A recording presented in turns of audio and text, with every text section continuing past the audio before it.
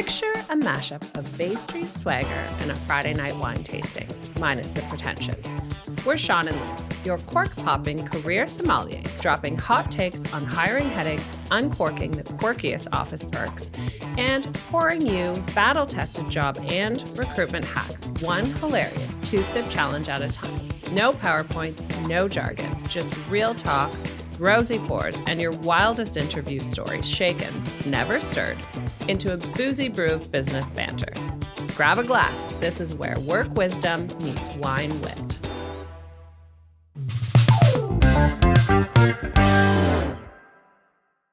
All right. So we thought today we'd start with just telling those that happen to be listening. Hopefully we have some listeners. Thanks, Mom. Thanks, family. Yes, thank you to all of our family who we insisted listen to this. Insisted and made this. So hopefully, there'll be some people listening to this. We figure it's important that we kind of say how we got to where we are right now, why we're doing a podcast, why we feel like we might have some expertise in this fun little people and wine podcast. Yes. So, I guess I'll start by saying a little bit about myself. So sure. I've been, as a function of my job, because what we do is, talent recruitment, as a function of my job since I was like 19 years old, I've had to hire people. That's what I've done. And I've been doing that for a lot of years. I am not going to tell you how many. Are you sure you don't want to share that with our audience, Sean? No. Okay. That means I don't have to either, right? Exactly. Okay. Yeah. We'll make that deal that we don't have to, but just to say it's a lot of years. And, sure. I've worked at a director level and worked my way up to a director level in, 3 organizations in which, a big part of my job was hiring, building teams, coaching, leading, those types of things. And honestly, putting into place hiring procedures as well as programs and implementing them in places that was heavy turnover, having to get through that whole process of, retention and building retention programs and all that kind of stuff. So, I mean, I've been doing talent and recruitment my whole career. Then through the pandemic, I had the opportunity again, I guess, to work with Liz, and we've worked at a couple of different organizations together in recruitment and healthcare. That was fun. It was fun. So rewarding. Yes. Some of the most rewarding work I've done in my career was the time through COVID and healthcare, but we felt much like most of the healthcare professionals out there, a little bit of burnout through it. And we both actually moved on from healthcare into others, and then, of course, launched our lovely company 2 years ago. And that's kind of where it brings us to today. Maybe, Liz, you can tell us a bit about your kind of background. Sure. Yeah, sure. So similar to Sean, I had quite a number of years working in organizations, doing, hiring, managing teams, training teams, organizing, onboarding, things like that. And then in 2016, I kind of almost fell into recruitment. I was offered an opportunity, and the more I learned about the industry, the more I was like, this is for me. This is where I need to be. So I joined a company in 2016, and really, I was lucky. I had a really great leader, and I learned a lot really quickly, and I was able to, start my career there. I quickly fell in love with the industry.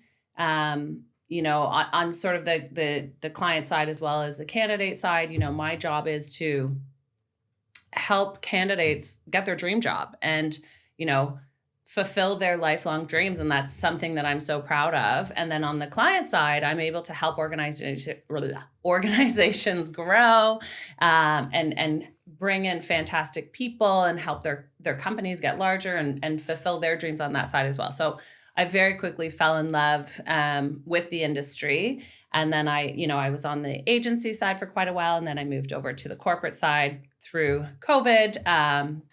Sean and I worked together, as he mentioned, and there were some very long days, let me tell you, all through COVID when we're recruiting for, frontline nurses and PSWs and people are losing half their staff overnight. And it was insane. But as you said, the most rewarding work I've ever done in my life. And I'm so thankful to have had that experience. But when COVID was over, I was like, that's it, I'm out. I want to write one email that doesn't say COVID in it. Oh, yeah. That was just our life. That was our life. It was everybody's life. Most of our listeners went through the process. Oh, absolutely. But absolutely. healthcare and the nurses and the PSWs and those people, it's just, it was a lot. It was a lot. It was a time. And after 2.5 years of that, I said I was actually given an opportunity to be the head of talent for another agency. So I went and did that for about 6 months. And then it just wasn't the right fit for me. Great company, but just not the right fit for me. So I resigned. And then I called Sean and said, hey, we've been talking about this for the last, 10 years. Sean and I have been talking about going in business together for a very long time. And I called him and said, it's now or never. I have just resigned from my position. So I'm either going to go and look for something else, or you and I can get this started. And a month later, we founded Trevor Francis Recruitment. It was now, just in case anybody was wondering. I did say, she said now or never. I'm like, now let's do it. Let's do it. Yes. Yeah, it's time. And so kind of funny, or whatever, part of our story, I suppose, 6 months before that phone call, when we decided, okay, let's move forward, Sean had come over and we had a bottle of wine, as we often tend to do. Cheers. We had a bottle of wine in my backyard, and we got the whiteboard out and we started, coming up with our business strategy and our business plan and talking about what we want to do and how we want to be different than other organizations. And at the time, our working title for our company was Unicorn Recruitment, because in recruitment, that's what we're often doing, is looking for unicorns. We founded our company, and here we are almost 2.5 years later, and best choice I've ever made. Do you remember our original launch date? I do. April 14th. Yeah. Yes. Yeah. April 14th of 2020. What year is it now? Yes. Yeah, 2022. I believe. Yeah. And that conversation that you and I had when I resigned, I believe was January 4th. Yeah. And we launched our company. We incorporated on the 18th of January. Yeah. And then we went to our first networking event on February 3rd of that year. So it was speed networking. It was speed networking, and that is my absolute favorite type of networking. Yeah, it's so much fun, right? Fun. I remember being very high anxiety about it, because this was the first time we were announcing to the world we had a business. I think I changed my outfit 10 times before that event. Yeah, that sounds about right. Yeah. No, high anxiety, but also so much excitement, because we were just going out to tell the world, okay, we're doing this. It was crazy to go from that phone call. And I can remember those feelings. We went from that phone call to incorporated and doing all the things that we needed to do to get to that point, which was in weeks versus we had months to get it done. Yes. And then we had to build a website, yes. which, we've now had professionals do it. But at the time, Liz became our professional. I had to learn on the fly how to build a website, because we were going live. You can't not have a website and business cards. Yeah. And we had so much help at the start. Oh my goodness, yes. Yeah. We had so much help. We had so many great friends who were business owners who helped us out and gave us pointers and gave us direction and let us cry when we needed to cry. I'm sure most people that listen to this have either, stepped out onto the high wire act of being self-employed, or of some kind of, and anyone that's worked in recruitment or owned their own company can, I'm sure, resonate with that kind of feeling of some days you're really happy and some days you need some support. The highs and lows are real. Yeah. It was amazing. The highs and lows are real, for sure. Yeah. So anyways, we just wanted to, give everyone a little understanding of who we are, where we came from. Yeah. So that's a little bit about us, but okay, let's get into some fun things. Yes. So here we go. As I mentioned in our little intro, we're going to have some 2-sip challenges. Nice. So let's get into our first 2-sip challenge. So Sean, you need to take 2 sips of wine. Okay. Twist your arm. Yeah, that's so hard for me to do. Yeah. Yes. And I want you to tell me your thoughts, and then I'll tell you whether I agree or disagree on some current cultural trends in talent. Okay. Okay. 2 sips. Go for it. I got to go 2 sips first. 2 sips first. Okay. Sips though, right? Sips. Like you don't need to chug your glass. Okay. I'll leave some in the glass. All right. Okay. Here we go. Okay. First one.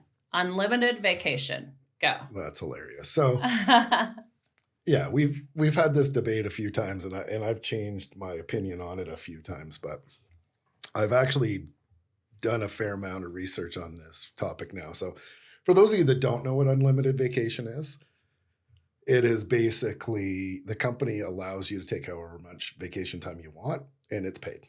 And so industry standard is what? Yeah, generally, so very few people give under 3 weeks for a starting position anymore. Yeah. I mean, they're not required to, but most people have come up to 3 weeks at least. Yeah. Generally, we see a lot of 4 weeks. Higher positions can come out with more, but generally it's a limit, right? Mm-hmm. Like you earn it, they give you a percentage, the company pays you while you're off. I think most of us know how vacation works. Sure. Unlimited is this new idea that people are trying, and there's a few different big organizations right now trying it. And the concept behind it is pretty simple. You just, anytime you want to take vacation, you take as much as you want, as long as you get your job done. And if you're a high enough performer that you can get a year's worth of work done in 6 months, take the other 6 months off, as long as you can do what's expected of you. And the expectations have to be very clear. I think it's amazing. It really does show a real level of respect. And from the bit of research I've done, I'm not an expert. Sure. I want everybody to understand this is my opinion. Yeah. Everything we say is our opinion. It's opinion. It's not fact. But from what I'm hearing and what I'm seeing out there, what's happening when they have unlimited vacation is actually the high performers don't take as much as they should. And they're not taking advantage of it. Mm-hmm. But they feel enlightened and respected, and they have freedom knowing that if my family needs something, I could take time. Right. And they're not counting the hours and all the rest of it. And they're also being rewarded. Like if you're killing it, why doesn't the company give you whatever the heck you want to keep you happy? Right. And it's amazing. And it's also, it's shown, there's the other side of it, the underperformers, seeing people, I want to take all this vacation time, but you're not getting your job done. It creates amazing conversations for leaders and managers to have with their team. Right? Yeah. If someone comes to you and says, hey, I want the next 2 weeks off, and they go, okay, let's look at, what your expectations were leading up to this point, and you haven't completed half of what you were supposed to complete, you're not going to be able to go on that vacation.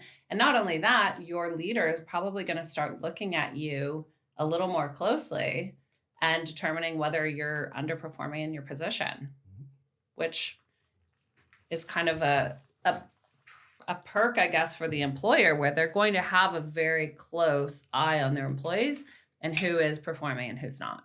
Absolutely. Yeah. So there's a win on both sides. So for context of those that are listening, Liz and I talked about this probably over 2 months ago, because we're starting to talk about expansion in our company and the policies and procedures, the real fun stuff. Yeah, the reason we got into business. Yeah. And initially when I heard it, I was like, you're crazy. We can't do this. Are you nuts? So all of this is, music to my ears that he's come around on this, because I think it's a great concept. Yes. And from day one, you thought it was. Yes. So you've been able to pull me over to the light side. Mm-hmm. We won't call it the dark side. We'll call it the light side. I like that you said the light side. Okay. Okay. So next topic. Yes. Okay. You can have a sip of wine if you like, but you're not being forced this time. I'm not required, you're not required. to have the 2 sips this time. Okay. This time you're not required. Okay. So the concept of hybrid, full remote, working opportunities, and also the call to action with a lot of organization forcing their employees back to work. What are your thoughts on those? So I'm going to give a brief conversation because I really want to hear what you have to say about this, because I think your take on this, in talking to you again, as we were setting up all our joyful P&P, the fun stuff, as I said earlier, I really like, to me, you really have to think how long and hard as an organization, how you want, like the call to action to just bring everybody back to the office because you happen to have them. Mm-hmm. I think you need to manage that. You need to know it. You need to think about it.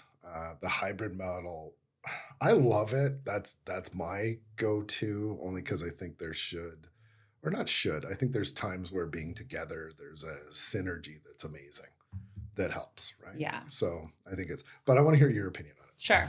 So I want to talk first to the call to action to bring people back to work. I can see the employee side. I can also see the company side on this. So from a company point of view, there's a lot of organizations who pre-COVID were completely office. We're in the office every day. This is how we happen. And if you didn't necessarily do a great job of managing your team as they transition to work from home during COVID, and you're not seeing the same results or better results, which a lot of organizations are, then I can see you wanting to bring your team back. From an employee point of view, people made changes in their lives during COVID because they were given the opportunity to work from home, or were first forced to work from home. And they've moved, or, they no longer have daycare that they used to have, or things like that. Like, people's lives have changed. So mandating employees to come back 100% of the time, I think, is a mistake. I think that you're going to lose great people because you're not even just budging a little, right? You could go, okay, look, we used to be 100% in the office. We're going to now go to a hybrid model. I want you in the office 2 days a week. Figure it out. And I think that's a nice compromise. I think that's better than just saying, you've got to come in. And from us being recruiters, our businesses are an agency, a recruitment agency. So we always look at it from a recruiting standpoint. And generally, when we pair with our clients and our organizations and our future clients, it's a conversation we talk about a lot because, knowing what that role requires. Yeah. It's such a big difference for when we go to market and we're talking to people, and understand that for those that don't understand recruitment, and I'm sure everyone that's listening to our podcast probably does. Because they've heard us talk. Yeah, of course. Forever about it, because it's all of our family. So thank you all. Yeah, thank you. But for those new listeners, hopefully we have a couple. Realistically, it's when you go to market, if you're offering, we're not talking to people that don't have jobs usually. Yeah, no, we're not. Most of our candidates that we're going to end up presenting are working somewhere else, and they might not even have been thinking about work until we went, hey. Want to have a chat? And if we say, like, one of the first questions we get now, and I'm sure you'll agree, is, do I have to go into the office all the time? Yeah. And you know what I just thought of as we're talking about this right now? I don't think we have a single client that we're working with right now that's 100% in office. None, not one. No, not one. So, okay, back to me. So, sure. Back to me. So on the hybrid option, I obviously think that is the best option, because there is opportunity. It's good that you can hear wine pouring in the background and people are whining, and it is a classy screw top. It's just like you and I having a chat on a Friday afternoon. Yeah. Well, your wife and my husband sit there and go, come on, guys, can we talk about something else? Yeah. So no one to do that this time. Yes, exactly. So we can just keep going. Anyways, as far as the hybrid model, I think that's the best option. I think it's great to bring your team together, to collaborate, to have that in-person energy. I think that's so important. But I think it's also important, like, even for me, there's days where I'm like, if we were to be working together, I wouldn't get done what I need to get done. I am distracted. I get it. Yeah. But you get into conversations and, let's go for lunch and whatever else. There's days where it's like, I just need to sit down. I need to work. I need to get a million things done. And I'm going to sit at my desk all day and do it. And I have no distractions. And I think that organizations are short-sighted if they don't see the value in allowing their employees to work from home. If anything, one of the things we learned during COVID is that people worked so much more when they were at home all the time, because it's harder to turn it off. And I don't think that that's the way it should be by any means. No, people have to learn balance. People have to have balance, absolutely. But there are those days where you just need to get a million things done. And at home with no distractions is a great way to do it. As far as work from home 100% of the time, we do it. I hate it. Yeah, it's and I've heard you say this a bunch of times, because people, we've had a few conversations. Actually, a former colleague of ours called while we were traveling to an event. And it's a networking event, nothing glamorous, but it was interesting. He like his biggest perk was he went from being on site all the time to being able to be hybrid and or off site. And he was really excited. And I was kind of surprised at how quickly you jumped on. I hate it. I wish I had an offer. I do, but it was probably the first time I'd heard you express it to somebody else. But that polarized it. Like you were very emphatic about it. Yeah. And I miss it too. I like the camaraderie in the office. Yeah. Okay. I think we can move on from this. Oh, we've killed that one. Our last topic in our 2-step challenge is the 4-day work week. Yes. Yeah. So I'll go first on this one. Yeah, please. Okay.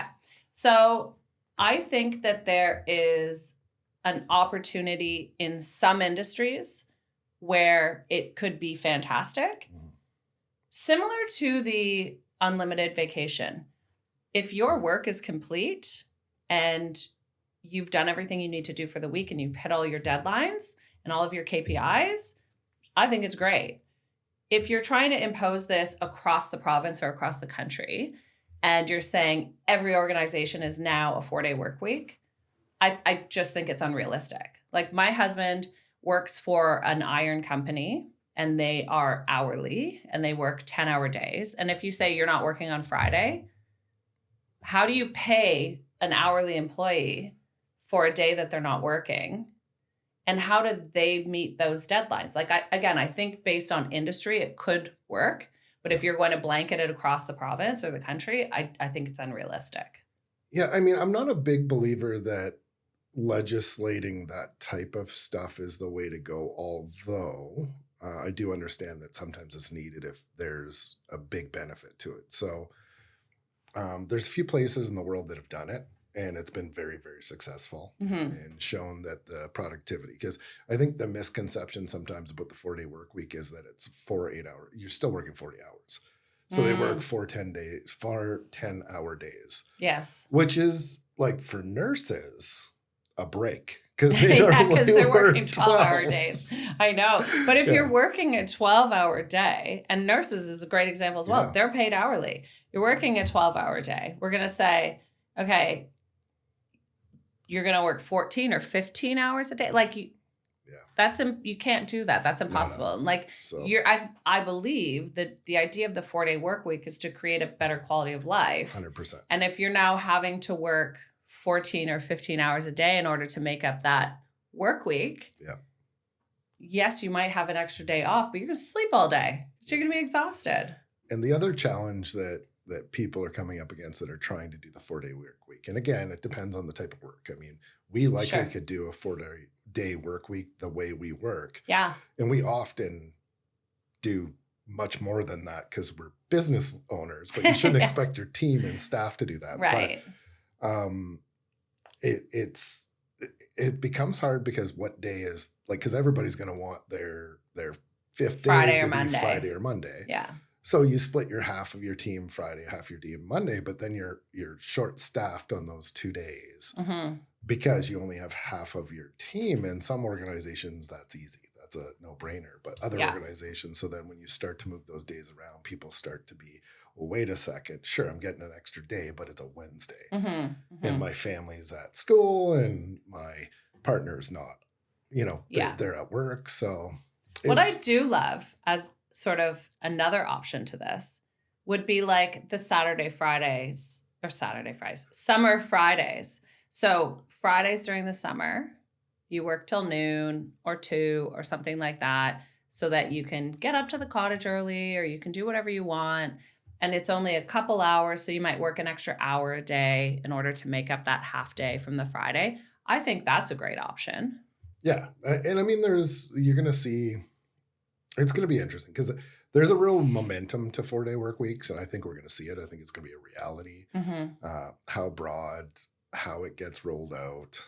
I mean, we're hearing politically, people using it in political speeches and stuff, and we're not going to talk politics on our podcast. I promise. Never. We will never. But there's talk about it. So if it gets legislated and wide sweeping, I think it's going to be difficult to it'll be interesting. It's going to cause other complications, but Mm-hmm. could it if it brings better work-life balance, I'm always going to be for it. Yeah, me too. Absolutely. Yeah, I think most organizations right now, retention is probably the buzzword that most leadership like to say, Yeah. but I don't know that most are executing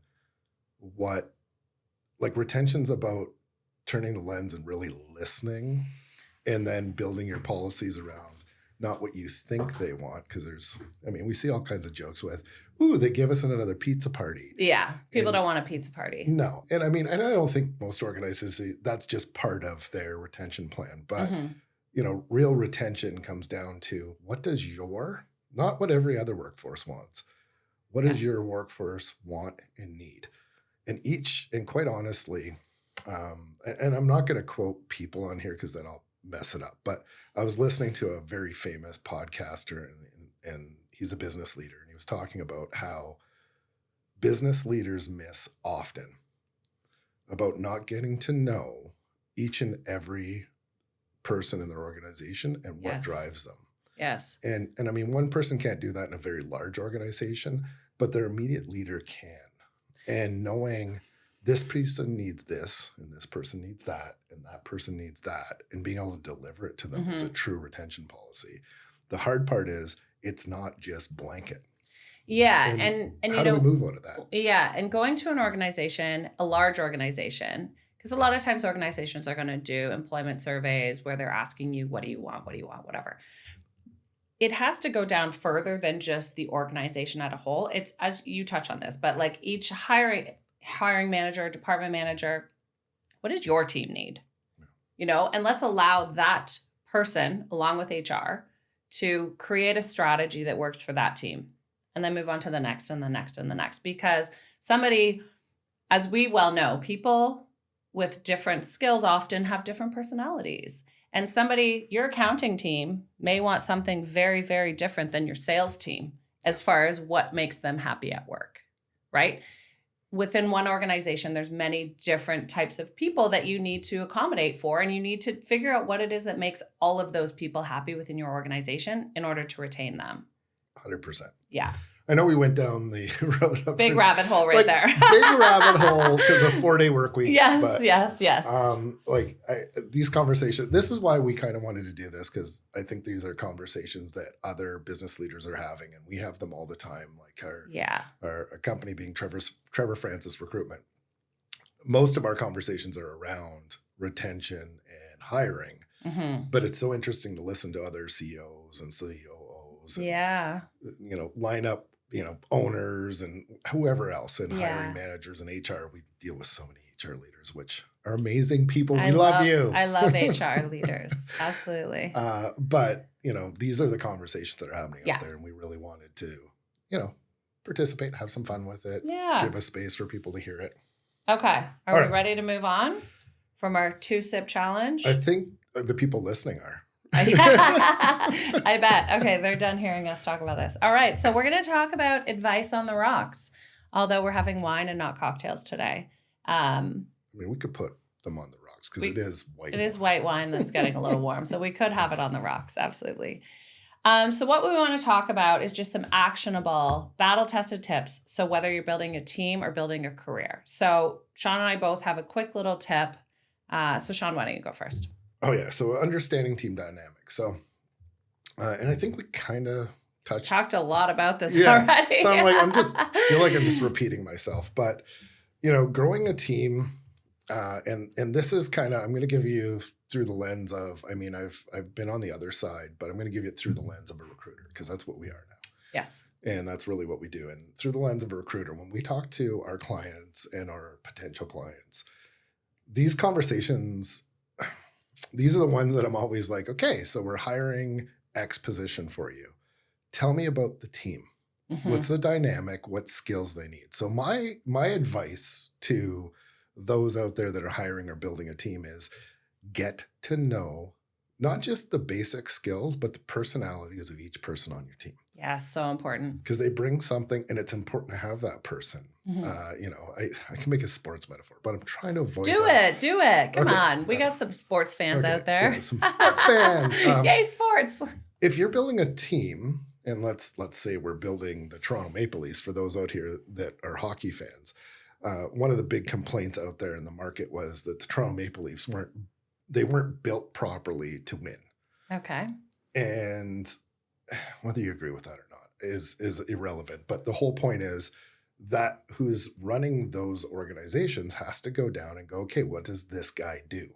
And the guy that scores all your goals isn't necessarily the guy that's going to be running them into the boards and fighting and doing the stuff that you need to do. Yeah. Shouldn't be doing that at work. Yeah. Other than if you're on a sports field. Yeah, don't do that unless you're playing hockey professionally. Unless you're playing hockey. But I think there's a space there when you're evaluating your team, and there's lots of amazing tools out there. And offline, if you send us a note in our video thing, I'm happy to jump on a little DM and I can explain, some different tools, or Liz can explain some different tools where you can do some actual testing. And we've got some companies we partnered with that are amazing. Yeah. We're not sponsored by anybody, including Not yet. Oh yeah, sure. Maybe that'll happen.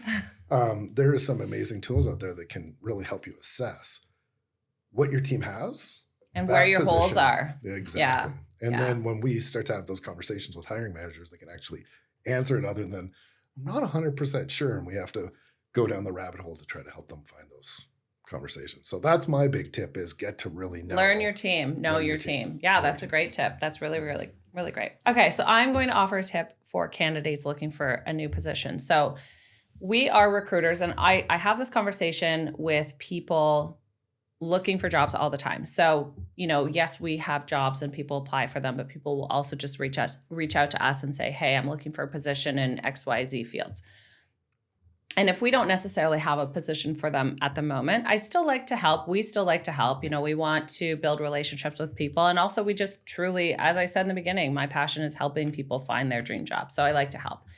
One of the tips I often offer people, and they're surprised I say this though, is talk to as many recruiters as you can. So connect with me. I want to know, what type of job you're looking for, your experience, you as a person, as Sean was just saying, we like to get to know people as people. What is your compensation that you're looking for? Things like that. What's your dream job? I want to know that, but it's important that a lot of recruiters know that about you, because recruiters are working with different companies, and I'm working with company A, B, and C. And then the next recruiter is working with D, E, and F, et cetera, et cetera. So the more recruiters that you're talking to and that know you, the better chance that someone's going to be able to help you find a job. But to be clear, that's on the candidate side. The client side should only talk to Trevor Francis. Oh, yeah. Yeah. If you're looking to place someone, don't talk to any other recruiters. Just talk to us. And we will find you somebody amazing that fits in your team. Absolutely. Yes. No. But on the candidate side, it's important that you have as many opportunities out there as you possibly can. And you can set up job alerts and things like that. And if you are a candidate looking for a job, give me a call. We'll have a chat. I'd love to help you. But at the end of the day, you want to talk to as many recruiters as you can. And I don't think a lot of people would say that to you because, if you get placed somewhere else, let's be honest, I'm not going to make any money. But I don't care. I want you to get a dream job, get your dream job. Yeah, so that is my piece of advice for candidates. Yeah. And I think I echo what you're saying about, one of the things, we've had lots of joy in helping people. We've done a little bit of, outplacement help and stuff, which is you catch people in a spot where, you turn into a part-time therapist sometimes a little bit, which I always remind people, I can listen. Yes. I don't take any of my advice as professional advice. So can I give one more piece of advice? If you're talking to Sean and he's being your therapist and he starts giving you advice, say, I don't want your advice. I just want you to listen. Yes. Oh, yeah. So I'm trying to get better at that. Keep going. But yeah, so for candidates, one is they're like, recruiters don't charge candidates. They're not allowed to. They shouldn't be. No. And I mean, there are packages. So I'll preface that. We don't go down that route, but there are packages out there. And I'm sure there's people out there with great packages that help. You need to do your research. But you will run into some recruiters that won't, if you don't have the skills for the job they're looking for, that might, just like anyone else, not treat you well. That is not our experience. And most of the recruiters we've dealt with have been amazing. So absolutely. Yeah. But I mean, it's like anything. If you reach out and you get the wrong person, just move on to the next person. Keep reaching out. Yes. There's so many amazing people out there that are willing to help, give you a little advice, help you with different things. And part of our podcast, we're going to have a whole corner where we talk about candidate stuff. So it's not always just going to be about me and Liz babbling about our feelings. This is the only time it's going to be about us and our feelings. Yeah, probably not. Probably not. We're probably okay. I might talk about my feelings a little bit more. Yeah, and I don't talk about my feelings much, but we might talk about the Maple Leafs again. But yes. Especially if they win. Yeah, especially if they win. Mm-hmm. If not, nothing left to talk about. Fair enough. So, but for me, I mean, we love helping candidates. We'll always help candidates. Yeah. It's part of the lifeblood of our business and how we move forward. Yeah. But it's such sound advice. Call lots of people, get them to help you. Yeah. And most recruiters, that's why we got into it. Yeah. Most recruiters are similar to us in that they want to help people. Yeah. Like, I think it's an amazing industry and there are so many amazing people out there, and call them. Call us first. Of course, call us first. Yes. But then I will also reiterate this to you on the phone when we're chatting. Like, if I don't have something for you, I'm going to say the same thing. Talk to as many people as you can. That's it. In our candidate corner, I think that's where I was going before which will be a part of our podcast going forward. If we get more than 5 listeners. So, please pass it on. Yes. We'll be talking about different, like, we won't be able to spend the whole time on it, but we'll always add things in that are going to help candidates with some great advice and things that they can do. Because, like, we hear from the other side what they're looking for hiring. Yes. So when we give advice, you're hearing about what are the current and hiring managers wanting to see on resumes, in interviews, all of that kind of stuff. So, yes, absolutely. All right, I'll stop boring our fans. Let's. Okay, so that's all the advice we have for today. Are we ready for community clink? Sure are. We gotta clink. It's always good to cheers, right? Mm-hmm. All right, so let me have a drink before I start talking. Yes. All right.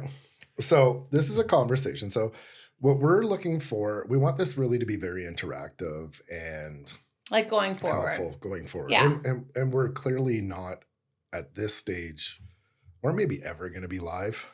Probably never going to be live. But I mean, we're not going on tour.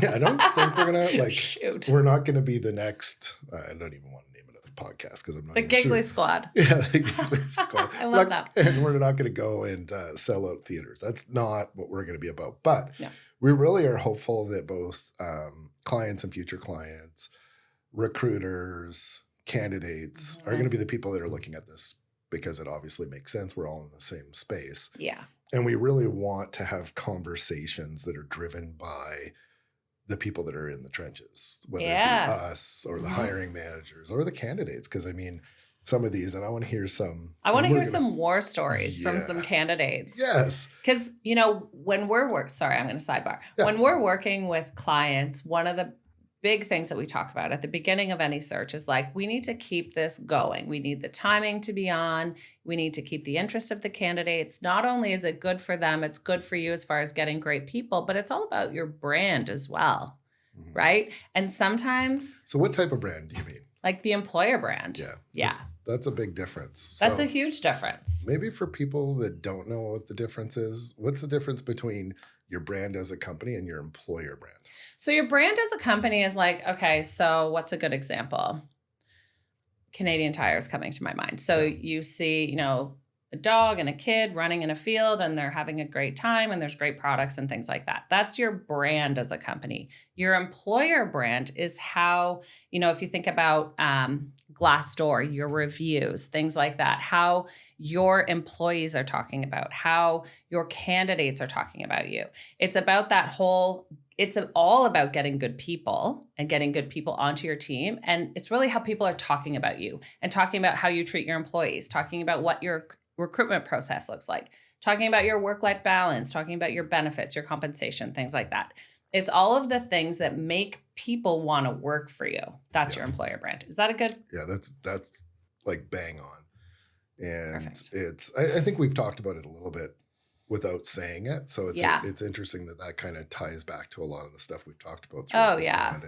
I think working, and this is like a little Trevor Francis recruitment plug, but working with a recruiter, whether it's us or somebody else, as long as it's someone who's great. And again, there's a million great ones out there.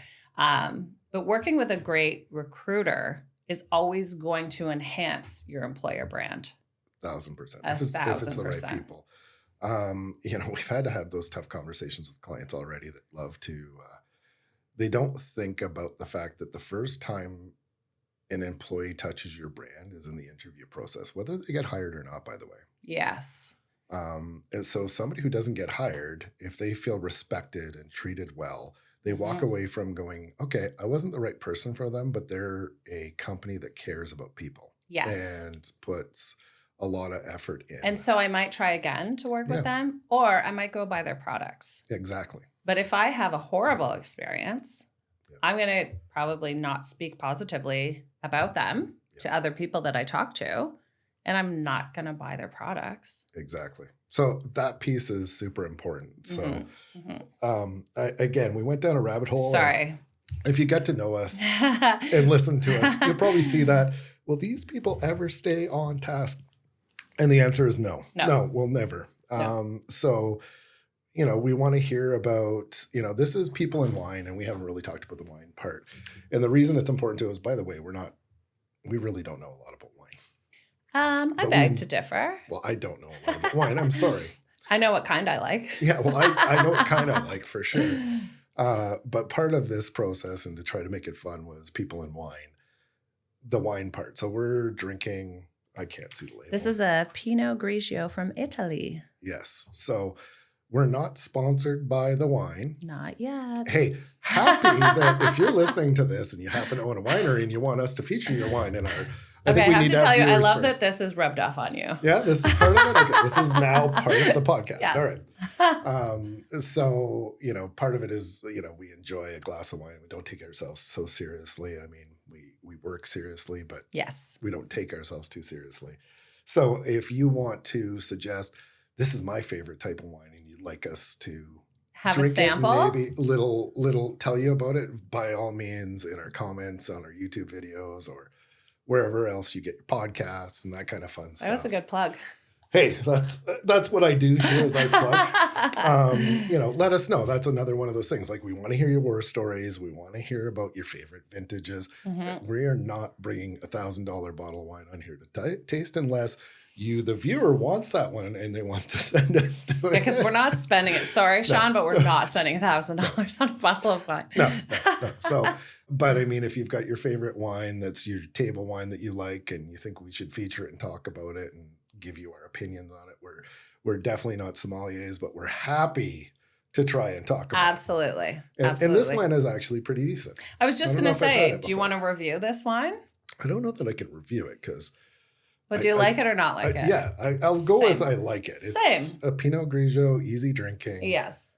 Crisp. It is a lot warmer in here than I would like my white wine. Next time we'll have it on the rocks. Yes. Although I feel like a lot of people will shun us for having ice in our wine, in our white wine. Shun away. Shun away. Okay. Yeah. Okay. All right. And then we'll feature them on air. So those great ideas.